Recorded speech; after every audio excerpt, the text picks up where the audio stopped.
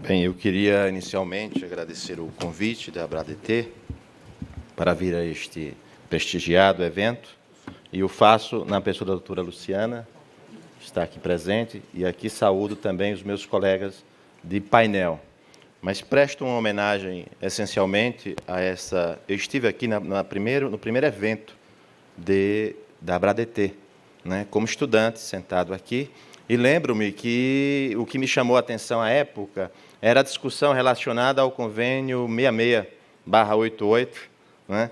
E eu vim, à época, eu não morava em São Paulo, estava no Rio Grande do Norte, mas vim aqui para a primeira edição do evento como estudante do 4º ano de Direito e estagiário da Vara da Fazenda Pública. Então, veja só que eu já tenho uma ligação afetiva com o primeiro evento, e depois vim como palestrante algumas vezes, mas não poderia deixar de saudar essa instituição, que é a ABRADET, né? Algo que se perpetua por 23 eventos, não é fácil, nada na vida, por 23 eventos, 23 anos, fora os eventos que fazem relacionados a temas específicos, né? A ABRADET conseguiu trazer o Brasil inteiro e colocar Minas Gerais aqui no centro do debate, por 3 dias ininterruptos. É uma graça, e eu parabenizo o Walter Lorbato, ao Alckmin, ao Rafael Frattari, a todos que compõem a ABRADET.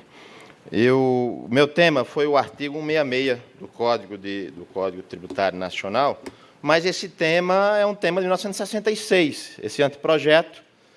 Alguém poderia dizer, olha, essa redação é de 1958. O Código é de 1966. O que é que não teve nenhuma mudança legislativa, pelo menos pontual, em relação ao artigo? Por que é que vocês estão discutindo isso hoje? Se nós já tivemos pelo menos 1.308 julgados, foi o que eu achei, do Supremo Tribunal Federal e STJ, relacionado ao tema, não é possível que esse tema não esteja pacificado. É possível, sim. É possível que não esteja e não está pacificado. Decadência e prescrição, não teve nenhuma modificação no artigo 173, no artigo 154, 150 e seus parágrafos, e é um tema o tempo todo submetido ao refinamento da jurisprudência.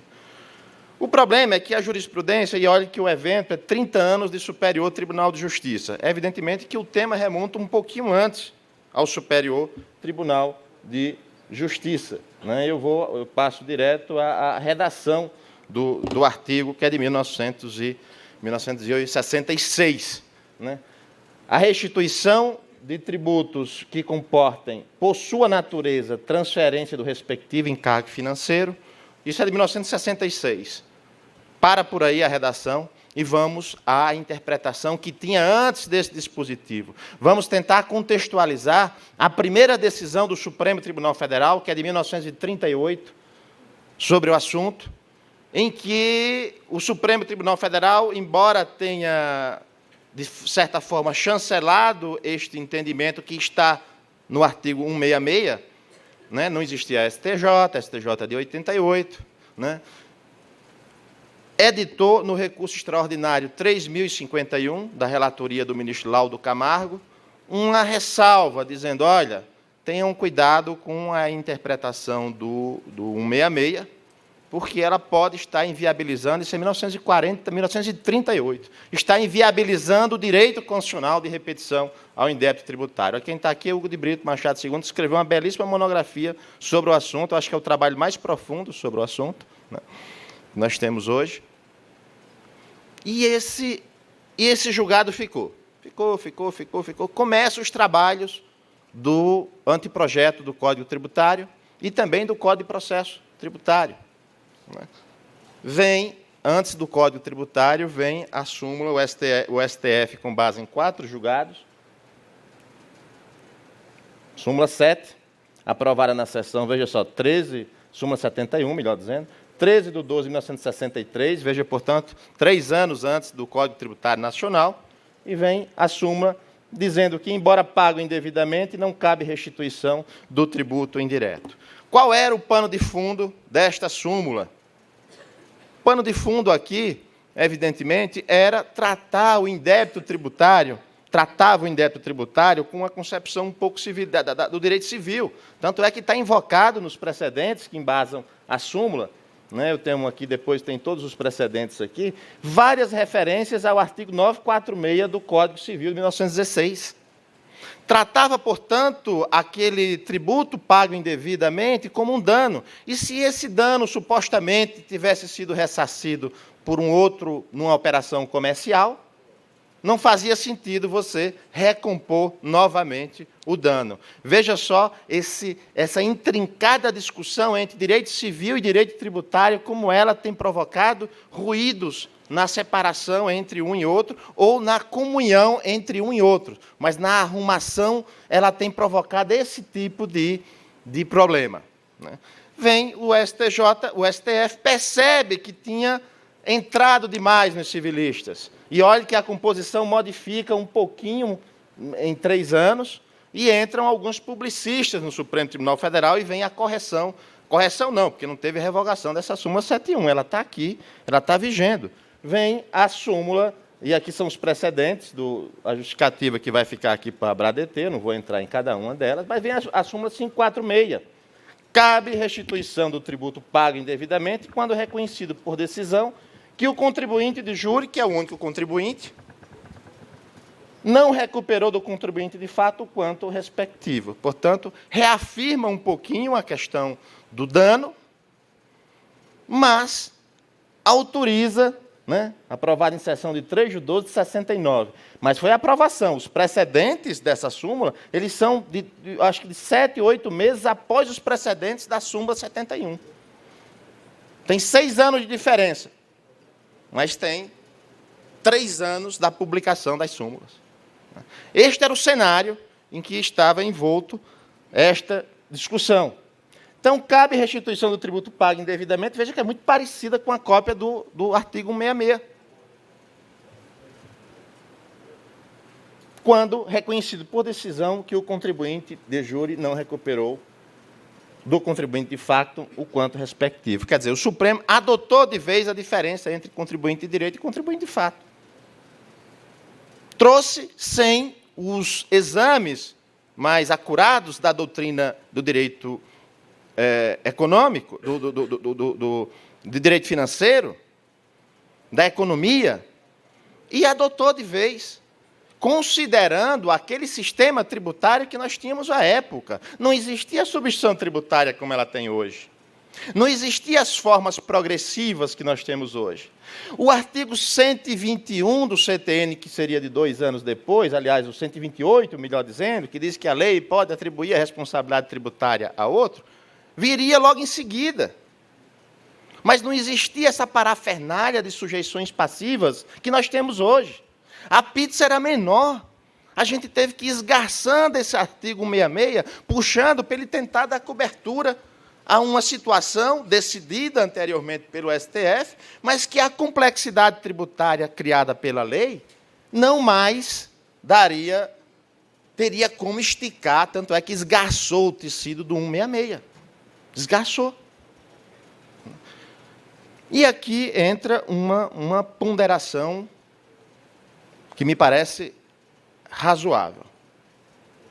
Quando o STF aprova esta súmula, os precedentes estão aí, presunção de que ocorreu o repasse ao consumidor final nos tributos indiretos, admite prova em contrário, quer dizer, juris tanto. Que prova é essa? A prova de que eu não repercuti? Ou se eu repercuti, eu teria que ter autorização? Como eu vou provar essa repercussão?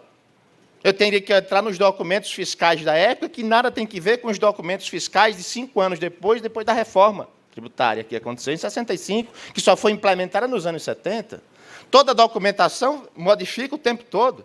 Nota fiscal eletrônica, ninguém pensava. Os modelos de nota fiscal, ninguém pensava. Era um modelo, quem comparar um modelo de nota fiscal da época, e olhe que, embora não pudesse examinar a matéria de fato, à época o Supremo fez essa comparação de destaque, de não destaque, de repasse econômico, de repasse financeiro. Ele fez essa discussão, e o repasse financeiro era planilhas. Era empresa mostrando que repassou, se o preço não fosse controlado, ou se não fosse um preço monopolizado, você tinha que juntar a papelada toda do cálculo dos impostos. Não é destaque nessa época, não era fora os preços tabelados e os preços monopolizados. Então, o cenário era outro, e essa confusão permaneceu, cria-se, que é o tema principal deste evento, Superior Tribunal de Justiça, em 1988, e aí, bom, agora vamos estudar a questão vai ser, nós criamos o guardião da lei federal, só que o guardião da lei federal, num primeiro momento, produz logo a súmula 7. Não examino matéria de fato, faço apenas a revaloração da prova, e aí começam a chegar os recursos especiais ao Superior Tribunal de Justiça, né, com provas analisadas de forma absolutamente assimétrica. E aí produz-se os julgados do Superior Tribunal de Justiça, em que, num primeiro momento, deixa eu passar diretamente ao Superior Tribunal de Justiça, porque é o tema maior deste Congresso, vem o Superior Tribunal de Justiça e sustenta, neste recurso repetitivo, eu estou colocando só o repetitivo, para mostrar que nós temos mais de 200 recursos julgados, para mostrar que o sistema repetitivo, o próprio STJ mata o sistema. O Supremo Tribunal Federal está matando a repercussão geral, com mais de quase 1000 temas com repercussão geral reconhecidas, e o problema, e os processos paralisados no país inteiro. E eles preocupados com processo penal, com prova, tira essas competências, isso não é problema de corte constitucional, preocupado com processo subjetivo. Está aí a discussão das alegações finais. Quando se podia estar discutindo a tese, fica a mistura de caso concreto com tese. Uma hora eles podem examinar prova, como eles estão ali no caso concreto, mas na hora que pega a DIN e a DC, para julgamento conjunto, não existe prova, que é processo objetivo. Então, as competências estão loucas, e aqui eu quero fazer uma afirmação que foi feita por Pontes de Miranda. Pontes de Miranda dizia, vocês me chamam de civilista, eu sou processualista. Processo é o ramo do direito, diferentemente do direito material, é o ramo do direito mais rente à vida. É lá que as incidências ocorrem. Lorival Villanova, que todo mundo o acusa de ser um teórico, ele dizia, não. Quem realiza a intersecção entre a ciência e a experiência, entre a teoria e a prática, é a norma processual. Então, se alguma coisa tem que ser vista e estudada nesse ponto, é a questão processual das condições de legitimidade ou legitimidade ativa. Quer dizer, é um dispositivo eminentemente processual, numa lei complementar, onde se esqueceu toda a parafernália relacionada à teoria das provas do processo civil. Está lá hoje o artigo 373 do Código de Processo Civil, que me parece a solução que o STJ tinha que ter adotado. Meu amigo, isso é fato impeditivo ou extintivo do direito do autor. O que gera a repetição do indébito é pagamento. Fato jurídico tributário, pagamento. Quem pagou entra com ação. Quem tiver o direito extintivo ou impeditivo do direito do autor, que faça na sua petição, na sua resposta, o fato impeditivo ou extintivo. Portanto, a prova é sim da Fazenda Pública. Não é porque eu estou dizendo, não, é porque o artigo 333 lá do CPC de 73, e antes do de 73, já tratava dessa forma. Só que o CTN foi lá e entrou com alguns requisitos de processo numa lei complementar. Então, o problema é processual. Quando você examina esses recursos extraordinários e esses recursos especiais, olhe o pensamento dos ministros que produziram votos. Você vê que um vem de escola, quem vem de processo, produziu um voto de uma determinada forma. Quem vem do processo do penal, produziu de uma outra forma. De forma que você pega a fundamentação, não tem voto médio. Portanto, eu não posso dizer, passado 51 anos, 50 e tantos anos do Código Tributário Nacional, que um dispositivo que não sofreu nenhuma modificação não está pacífico ainda no direito brasileiro. Por quê? Porque o direito foi se... Não sou contra as modificações, mas eu sou a favor de uma rápida resposta, certa ou errada, pacificada, que não desequilibre a ordem econômica por parte dos tribunais. Um tribunal não pode se dizer guardião da lei infraconstitucional se ele consegue, em 30 e tantos anos, criar muito mais confusão do que pacificar o entendimento.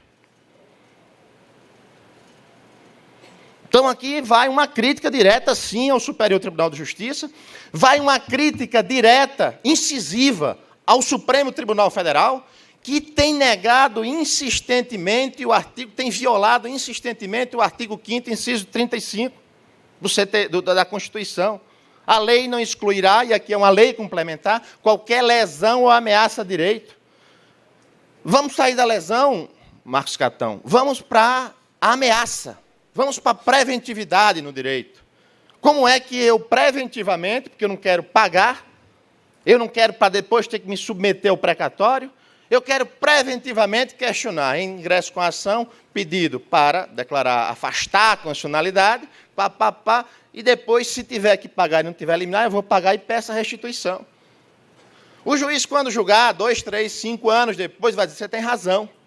Se você pagou, você restitua, depositar, ou depositar em juízo. Vai chegar o ponto de você depositar em juízo, na hora de levantar, diz, desculpa, você passou no preço. Quem vai levantar, se puder, se você não provar o ônus econômico, vai ser um outro. Meu amigo, ele não ingressou nem no processo.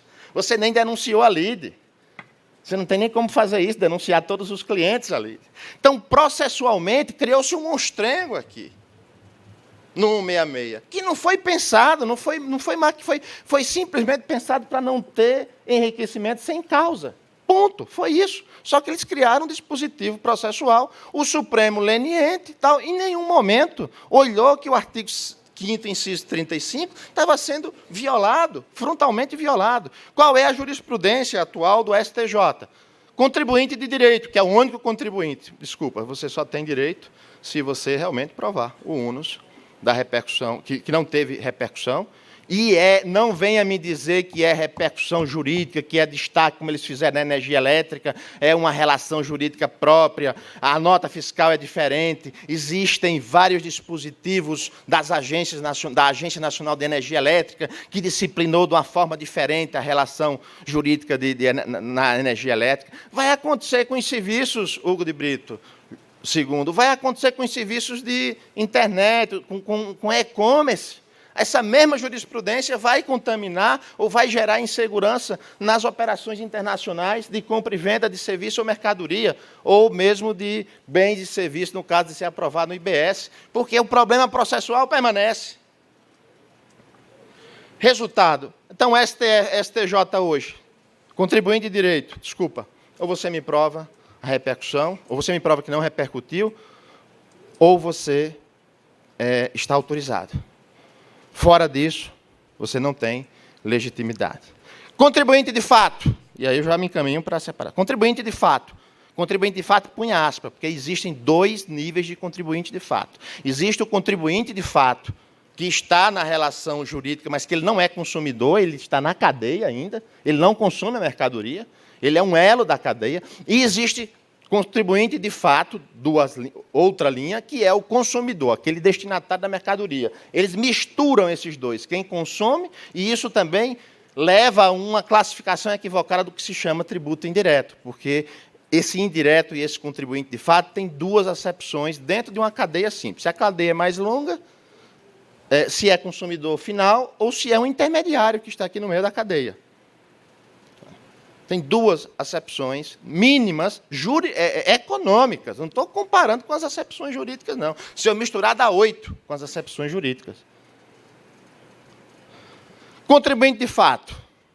Desculpa, agora eu vou desprezar o repasse, mesmo olhando se você, reconhecendo que você recolheu, que você assumiu o ônus e que você realmente pagou o valor financeiro equivalente ao tributo, você não está legitimado, porque você não está na relação jurídica tributária. É verdade a premissa. A conclusão está equivocada. Quer dizer, ele olha para a repercussão na hora de negar legitimidade ao sujeito passivo, ao sujeito ativo, ao contribuinte de direito, e ele esquece a repercussão na hora em que o contribuinte, de fato, a menos que seja consumidor de energia elétrica, que foi o caso seguinte, né? Essa parte, esse consumidor de energia elétrica, que ele disse, não, aqui é um consumidor, é um destinatário, um consumidor de fato especial pelas regras técnicas das agências da Lei 8.900 987/95. Veja que eles começam a entrar em particularidades relacionadas à prova do modelo da operação. E a súmula, os outros não tiveram as provas analisadas porque a súmula 7 impedia. Então, quando eles resolvem fazer a revaloração da prova, aí sai um julgado desse. Quando eles bloqueiam com base na súmula 7, veja que processualmente há um bloqueio, há uma não prestação jurisdicional por parte do STJ, porque ele usa argumentos diferentes e contraditórios para o mesmo assunto, né? E o STF, em nenhum momento, interferiu mais nesse artigo 166, que me parece que já é o caso de começar, por meio de ADPF, ou por meio mesmo de controle incidental, levar uma interpretação conforme a Constituição para dar uma racionalizada e, no meu modo de ver, aplicar hoje o 373 do Código de Processo Civil, que trata esses fatos, que sejam impeditivo, extintivo ou modificativo do direito do autor, que o ônus da prova seja transferido, seja colocado para a Fazenda Pública, que hoje é a senhora da prova, com os meios de comunicação, com as obrigações acessórias que não existiam à época e que existem hoje.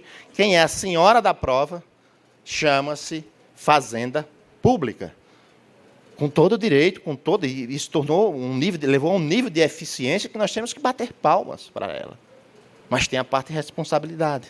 A parte de responsabilidade é que aumenta os direitos, aumenta o ônus da prova em relação aos fatos impeditivos, modificativos ou extintivos do direito do autor. O ônus, portanto, caberia, me parece que se resolve, mais uma vez, com a questão processual. O que o STJ fez ao sepultar, e aí eu já me encaminho para o encerramento, o que o STJ fez está muito parecido com uma coisa que um coveiro da cidade de Oeiras, aqui, eu já contei essa história para o Hugo e para o André Mendes, lá em Gramado, né? Tem um coveiro aqui na cidade de Oeiras, no Piauí, e tem um médico muito famoso. Você sabe que médico, quando ele ganha confiança, ninguém questiona. Foi isso que aconteceu com o STJ e com o Supremo. Esse médico, Expedito Nunes, escreveu um livro chamado Vaqueiro Visconde.